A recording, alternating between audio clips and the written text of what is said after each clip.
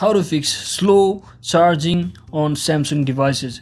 So if also using Samsung devices just like me and you are facing a slow charging issue, so first thing what you need to do is just make sure you have a clean port where you insert your charging port. So if you have clean port, there might be no longer the issue of slow charging, and if that doesn't fix your issue, you might want to come to your device's settings, and once inside here you can simply search in for battery option. So let me just simply search in for battery option.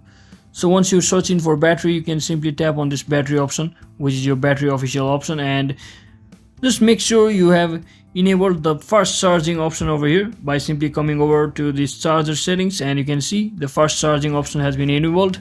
So it will make sure you have no longer a slow charging, and also make sure that you have uninstalled the applications which drains or which you no longer have using or no longer require for.